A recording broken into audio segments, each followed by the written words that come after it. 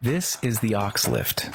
To install your platform lifter, decide where you want to use it. Make sure to have enough room to do so. The Auxx-Lift comes in 4 different sizes: 3x6, 3x8, 4x6, and 4x8, and is supported by 2 60-inch long strut channels. Tools you will need are a regular Phillips screwdriver, a small slotted screwdriver, a 3/16 and 3/32 inch Allen key, 10, 11, and 18 mm wrench or their SAE equivalent, a 7/16 inch hex nut, a 1/8 and 3/16 inch drill bit plus the drill, a measuring tape, pencil, and a level. It's nice to have a stud finder and laser, which will make the installation easier. What's in the box?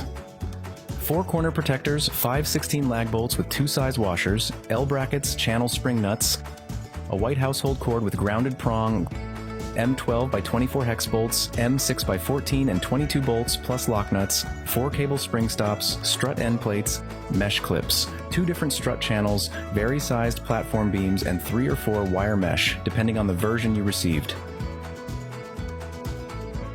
First, only install strut channels by attaching them to joists. Drywall is not strong enough to support the load the Auxx-Lift is designed to accommodate. Second, strut channels need to be installed perpendicular to joists and not parallel to them. If you wish to run the Auxx-Lift parallel to joist, you can do so with the additional hardware kit.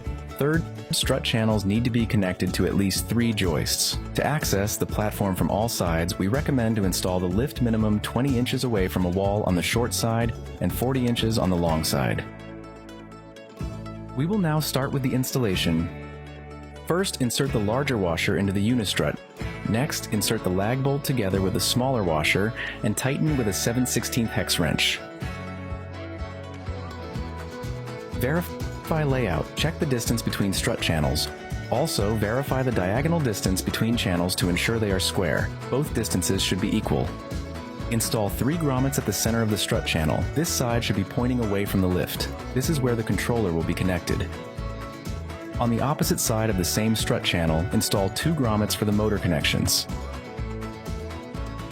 Mark the center of both strut channels. Then, based on your lift size and motor weight capacity, measure and mark the distances from the center of the lift to the left and right.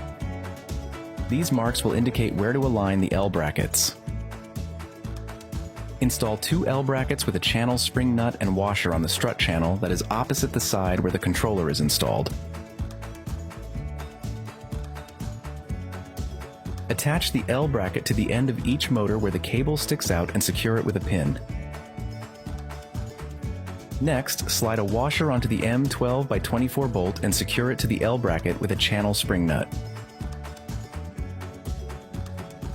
Slide the end of the motor onto the pre-installed L bracket and secure with a pin. On the opposite side, insert the channel spring nut into the strut channel and tighten the bolt with a 23/32 inch wrench. We are now ready to wire the motors to the controller. Remove the plastic sheathing from both motors and cut off only the center red and green zip tie. Unwind the wire rope up to the zip tie attached on both ends. Do not cut these zip ties until later. Feed the black cable through the previously installed grommet. Line up the controller's holes with the center grommets. Use a 1/8 bit to drill 4 pilot holes. Next, remove the controller and re-drill the pilot holes with a 3/16 bit. Hammer in 4 anchors into your ceiling. Now secure the controller with the 1 and 1/8 long screws. Feed the cable from the green and red zip-tied motor through the grommet per the diagram into the controller box. Slide the PG grommet onto the power cable and insert it into one of the 2 outer smaller holes. Ideally, choose the one that is closer to your outlet. Slide the cable to position 2 into the controller.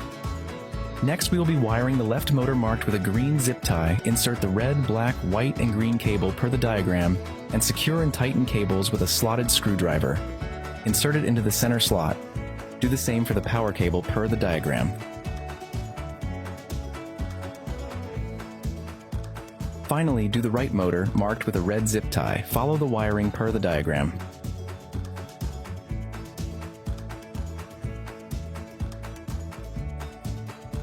Tug in both black cables into the strut channel. Connect the controller to power and turn on the ADJ function. This is the left button on the red switch. ADJ checks that the lift has been wired correctly. The two outside LEDs should be red and the two on the inside green. Check your wiring if LEDs are not on. Turn ADJ off again to continue. We are now ready to assemble the platform. Slide the wire rope onto the cable spring stoppers and sandwich the cable with the long 6-foot or 8-foot beam. Fasten it with two M6x22 bolts and lock nuts with a 3/16 Allen key and a 10mm wrench. Repeat this on all 4 sides.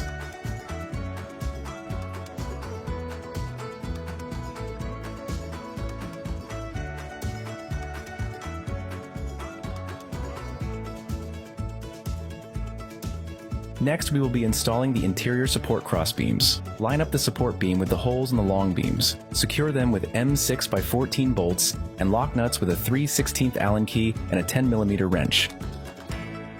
Make sure all crossbeams are facing in the same direction. The corner guards are installed in a similar way. First, attach the corner guard to the long side using M6x14 bolts and lock nuts. Then slide the end beam onto the corner guard. Each side of the end beam has 2 prongs. The prong closer to the edge is the bottom side. Use a 3/16 Allen key and 10mm wrench to tighten the bolts. We will now level the long sides. Place a level at the center of the beam. Go to the higher side and apply pressure on the beam while nudging the cable with your other hand until the beam is level. Repeat this on the other side. Cut and remove the outer cable ties on both motors. Press 1 on the remote to bring the lift up as high as possible. We will now program the ceiling stop points. Insert the included adjustment tool in the insert pocket of the motor and rotate until the lift is at the desired ceiling position, usually 24 inches from the top. Repeat on the left side. Remember to use the inside pocket and rotate clockwise to bring the lift up until level.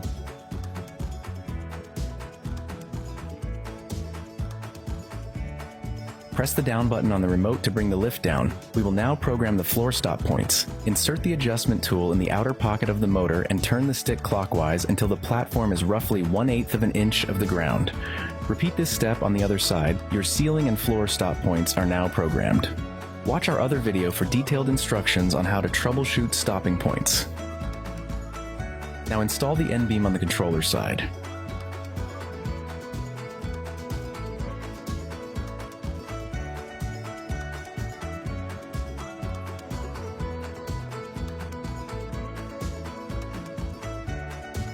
Next, attach the mesh clips onto the support beams. Place them roughly 2 inches from each side.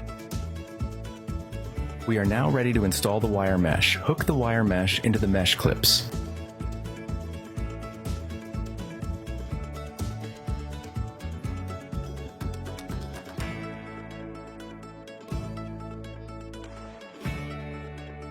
Cut the strut cover to your desired length and attach it to the strut channel. Lastly, close the cover of the controller box. Congratulations, you have installed your Auxx-Lift.